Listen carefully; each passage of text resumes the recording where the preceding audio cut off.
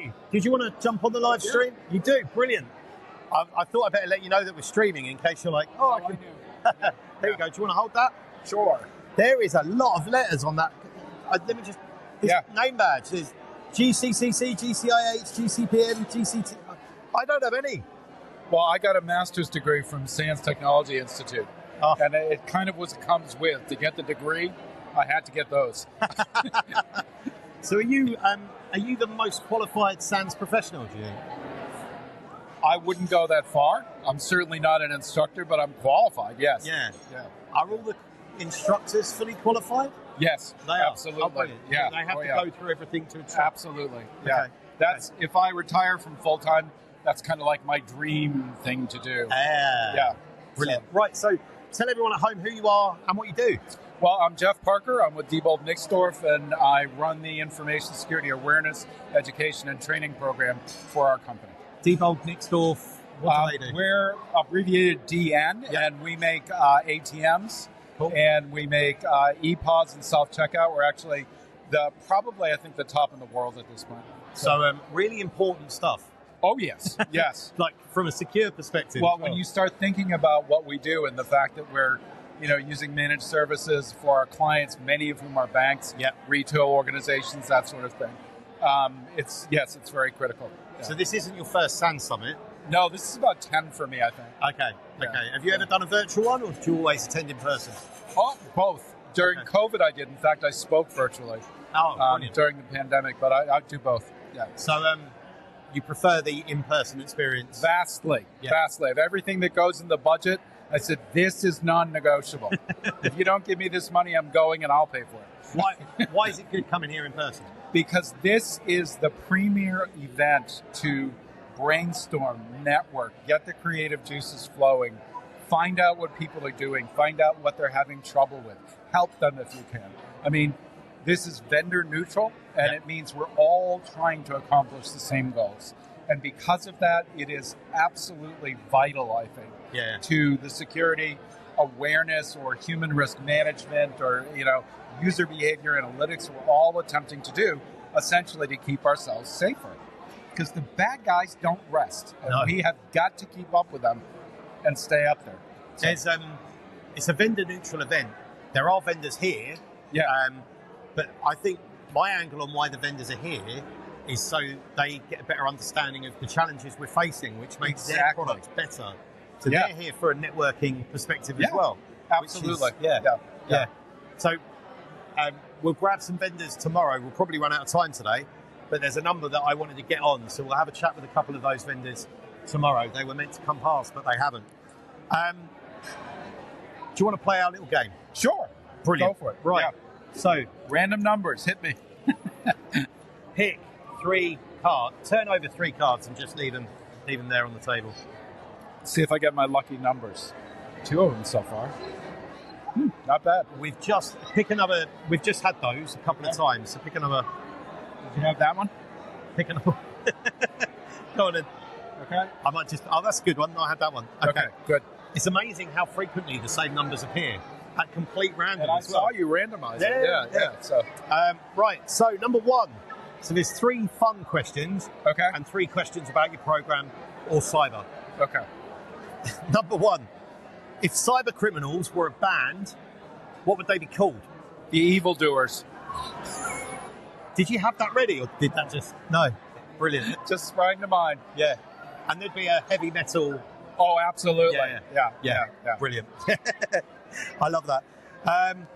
What's the dumbest security advice you've ever heard? Don't ever phish anybody in simulations. All it's going to do is alienate the users. Okay. And I'm biased. I've been doing this for a long time. Yeah. I've developed innovative phishing programs. I've published on that. And I really believe that if we're going to teach our people what to watch out for, we have to show it to them in a safe setting. Yeah. We have to coach them and train them on what they need to learn to do. Don't delete it. Don't ignore it. Don't put it as junk. If you think it's an attack, if it makes your spidey sense tingle, report it. So much of it now is spidey senses, isn't it? It is. Like AI has done away with poor grammar and spelling mistakes. So much of it now is on instinct and intuition. Think of the converse of that. Our systems that are detecting phishing are all based on AI too. Yeah. But what are they using? They're using rules. They're using logic. They've been trained. Yep. We have judgment and we have experience and we have intuition. All things that our systems don't have. Yeah. So for me, we have that spidey sense that goes, something's off. And I tell everybody, if there's one thing that feels off, report it. You've got nothing to lose. If it's safe, you're getting it better. Yeah. No, brilliant. Right, let's go on to the next one. Absolutely. Number 20. What's the phishing? You've been phishing a long time. What's the weirdest phishing attempt you've ever seen? I got a phishing attempt that somebody wanted to borrow my car. Really? For real. Yeah. Was it well informed, or was it just, can I borrow your car, please, Geoff? I suspect my ex-girlfriend got hacked because it sounded like it was a best friend of her, and I knew who that best friend was. And it sounded, all the information was there, but I called the best friend and said, did you send me this? And she said no. So, it's funny. But it was weird. I've never gotten one like that before. It's funny you mentioned about like an ex-girlfriend's account being hacked. Yeah. I have a similar story. My mum, she had a friend that she hasn't spoken to for years. She got this friend, strangely, because we got a puppy, and this person is who we got the puppy off. Yeah. So my mum and this woman became friends and then didn't hear from her for years. They fell out of touch. Then all of a sudden she got an email from her 8 or 9 years later saying, I'm in a bit of bother. I need you to transfer some money for me. Right. And she called me, as my mum does, because she's well trained, and like, this feels off. I haven't heard from her for years. Yeah. And clearly her email account's been compromised. Yeah. But it just goes to show, like, there's no recency on that. They've gone way in the history of that inbox to send stuff out. Way back. Yeah. Right, let's go on some serious, they were quite serious, but let's go on more cyber-related questions. Yes, sir. How would you describe your security awareness program in one sentence? Innovative and user-centric. So the reason why I say that is that we have a lot of workers in many countries, in many different cultures, who are speaking many different languages. To the best of our ability, we try to match what we're trying to teach them with something that is in a style and a manner they can learn. So for us, it's very important to get the message across. Not just what it sounds like in the US, but what it would sound like in the UK, what it would sound like in Europe, in India, in Asia, in South America, etc.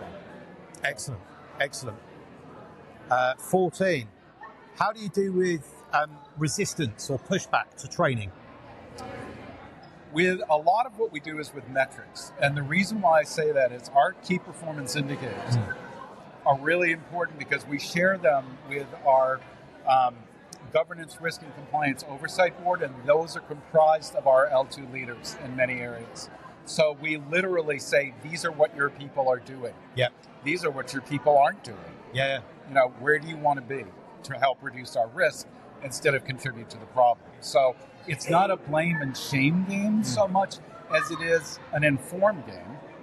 And we give them dashboards so that if they want to drill down and look at it by their L3s, 4s, etc., you know, by the leadership levels and who the users are, they can.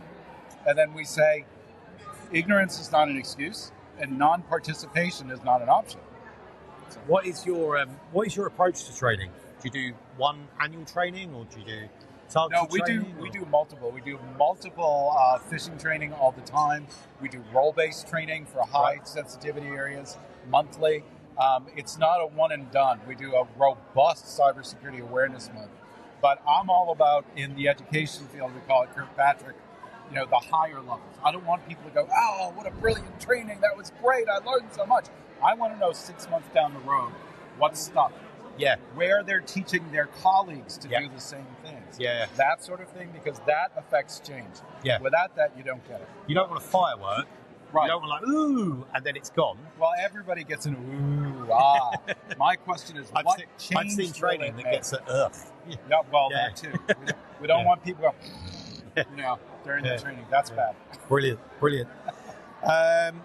If you could give one piece of advice, you're probably one of the best people to do this, okay? If you could give one piece of advice to someone starting an awareness program, what would that be? Listen to what the users want. Listen to what would make them engage and use it. Brilliant. Yeah. It's brilliant.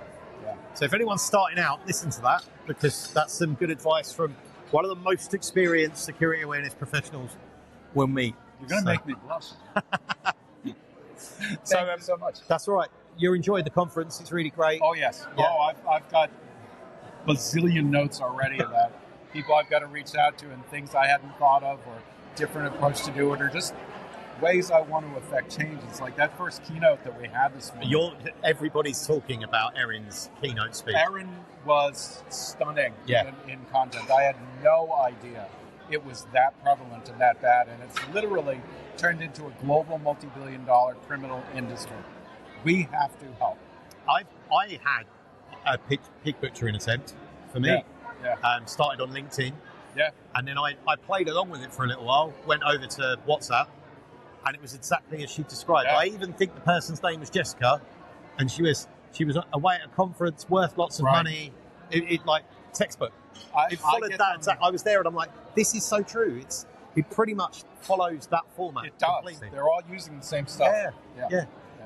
The challenge is, if one of them was here and heard that we all know that they're following that, if that evolves, we still need to be aware, don't we? Well, they'll change it. They're constantly up in their game. They'll figure out what works or what won't work anymore. Yeah. They'll change the names and the pictures. We can still get them.